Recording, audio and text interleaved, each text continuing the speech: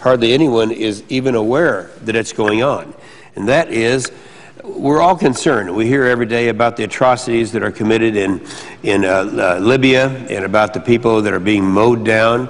And what they don't realize is that's not the only place this is going on. I have to share, as much as I hate to do it because I'm disagreeing with our State Department when I say this, but I have to say it because somebody has to say it. Right now, the potential of having large numbers of people tortured, murdered in Cote d'Ivoire is taking place. And let me just say, kind of set the stage here so that people will be aware of it. I've had occasion to be in Cote d'Ivoire. Cote d'Ivoire, some people call it the Ivory Coast. It's in West Africa. It's an area where a lot of the slave trade came from, that came to this country. It's a place that has been led by a president named Laurent Gbagbo for the last, the last 10 years.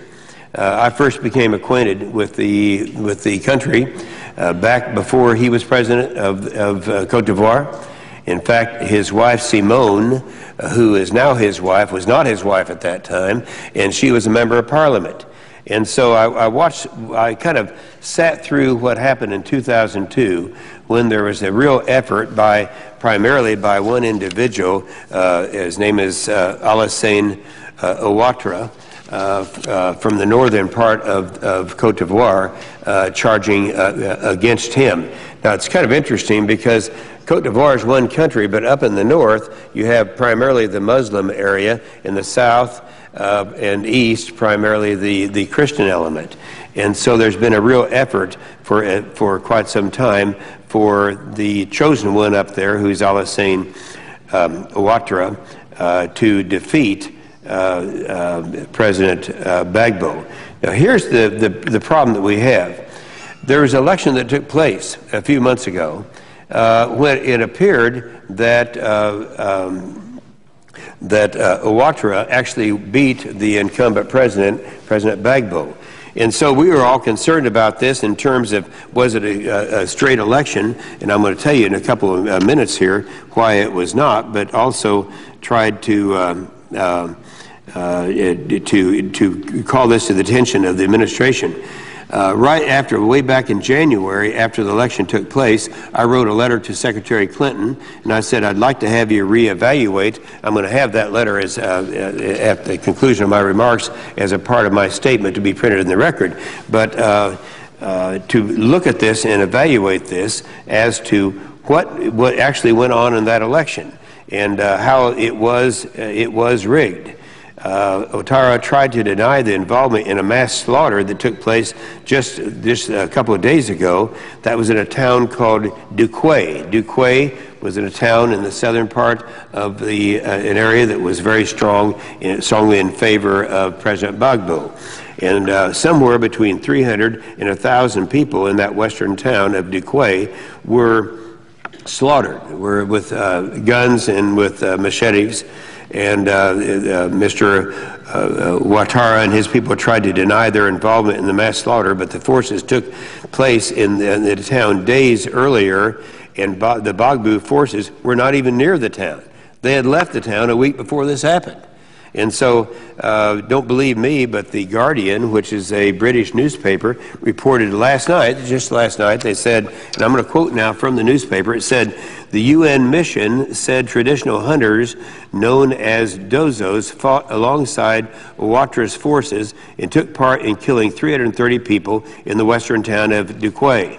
The International Committee for the Red Cross said at least 800 people were killed in the violence, and I'm still quoting from the newspaper, last week.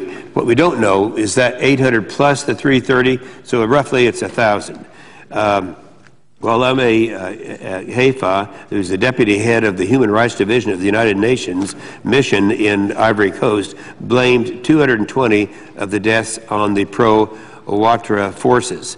The full article goes into a lot of detail. Also, the British Broadcasting BBC reporter at Dukway wrote in the last 24 hours that I spot 4 pigs eating something dark in a charred courtyard standing by a newly dug mass grave. A UN soldier from Morocco is Choking with rage and grief, I ask him if any of the dead are children. He nods and begins to sob quietly into his face mask. I repeat, the massacre was not caused by the Gbagbo forces, but by the Ouattara forces who had taken over the town. President Gbagbo has called for a ceasefire repeatedly. I repeat that. He's called for a ceasefire, but the Ouattara forces have rejected it. Why? This massacre could have been avoided if the Ouattara had accepted mediation through the African Union.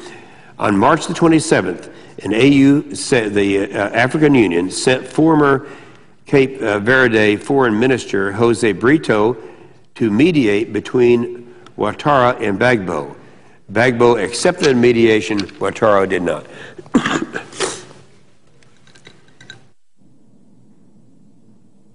I've been following the events closely in Cote d'Ivoire since last fall and have spoken with various African dignitaries. I'm convinced that there is a serious question as to whether Ouattara is the legitimately elected president of Cote d'Ivoire. I've received substantial evidence of massive voter fraud in the rebel-held north of Cote d'Ivoire. That's the area from which Ouattara comes. And I've sent the evidence to the Secretary of Clinton on 2 occasions spanning the last few months.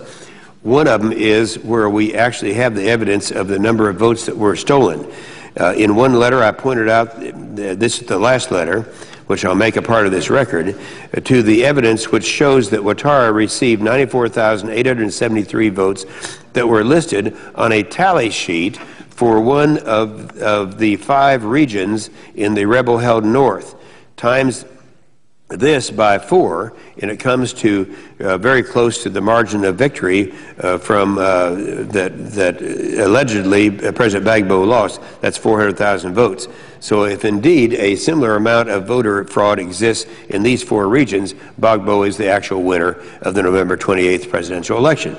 But if that's too complicated, look at it this way. In those 5 regions, they don't call them precincts up there. Well, some of the small ones they call precincts, so it's a little confusing. But in the first letter that I sent in, I commented that Gbagbo, during what we would call the primary, had won thousands of votes in each one of those 5 precincts up north. However, in the primary runoff, he got 0. And I suggest to you, Mr. President, that is a statistical impossibility. You can't get 0, particularly after you've already had thousands of votes. Now, my letter to Secretary Clinton, I called for the United States to support new elections there, but thus far these efforts have received an inadequate response. Based on the news that Ouattara has murdered some 1,000 people in Duquay, I hope that the U.S. will reconsider its position and call for a new election. This Wednesday, April 6th, will mark the 17th anniversary of the 1994 Rwanda genocide. I went back for the anniversary of that genocide. I've been there many times before. We know that the UN Secretary General Kofi Annan and others knew the extent of this violence early on but did nothing to do it. Well, now we know there could be another genocide occurring, and we do know in advance. And that's why the United States is going to have to call for an immediate ceasefire to prevent Ouattara and his rebel army from committing a mass slaughter of the Ivorians, especially the many youth with sticks and baseball bats who are protecting President Gbagbo at the present time around the presidential palace. You've got to get this mental picture.